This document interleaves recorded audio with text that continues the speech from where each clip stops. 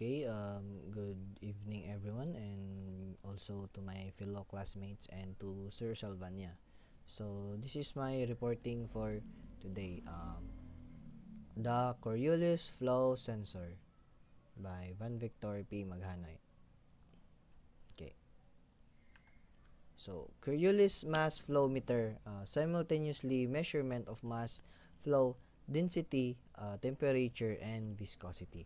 This is also may include drinking water, fruit juices, oil and gas, as well as chemicals. So next, so what are the benefits of this flow sensor? So universal measuring principle for liquids and gases. So and multivariable measurement, simultaneously measuring of mass flow, density, temperature, and viscosity. So next, so it can also measures like some liquid or gases, no, so like the solvents, mga ketchup and mga juices, mga like Del Monte, pineapple, or even as well the latex and the Colgates, and also the gas or the crude oil. So next, so this is the inside of the Coriolis flow sensor. This is the tube there inside, no? So like mura siya naka letter U na tube dia inside, no? So the fluid flowing through pipelines often display completely different properties, no? So next, so as the fluids enters the tube, the sensor will detect its motion sideways. So as you can see, at the center na ay sensor diya sa center, no? So kana siya mag-detect na siya og motion, no, na if na ay what we called oscillation there, no? So that would be represent as na nga ga-move ang isa ka pipe, no? So mag-ana siya sideways like this example, no, like this mura siya mag like mag-ana. Then the sensor in the center ma-detect niya ang oscillation sa isa ka pipe. So next, no, so inlet and outlet sensors, no, so mao na siya ang mag-measure sa sensor. So one such method is flow measurement based on Coriolis principle. So si Gaspard Gustave de Coriolis is the founder of this sensor, no, so and it was named after him over 200 years ago. So the purpose excuse me.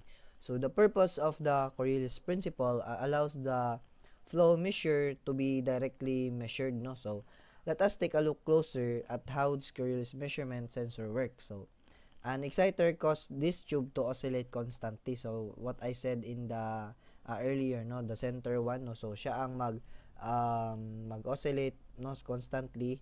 If I mean siya ang mag-detect sa oscillate, no, constantly, and if there is no flow, no, the measure tube oscillates uniformly. It means na dito sa sensor nga uniform ra gyud na more siya naka-default bitaw na, it means walay flow nga gakahitabo sulod sa pipe.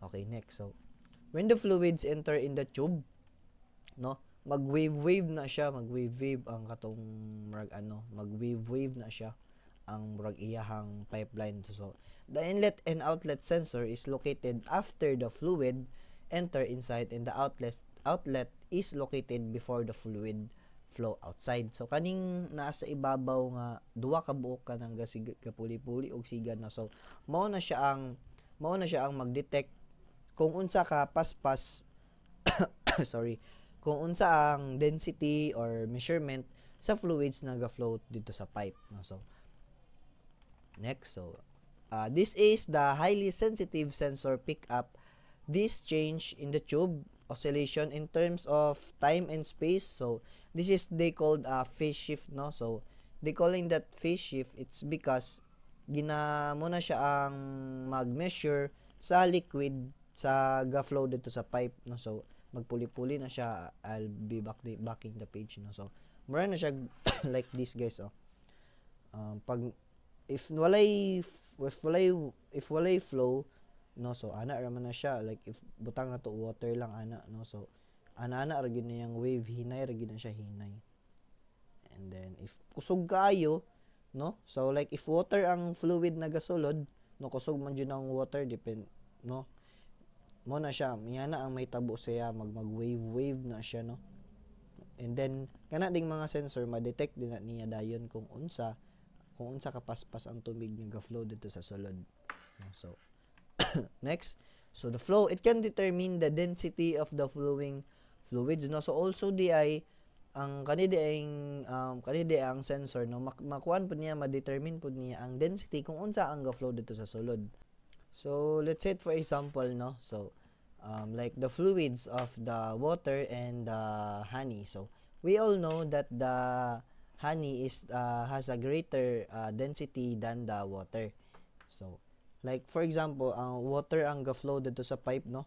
So it can detect there na ana lang na siya ang kapaspas kakusgon sa water, no. Kung ang water ang nag-flow, it's because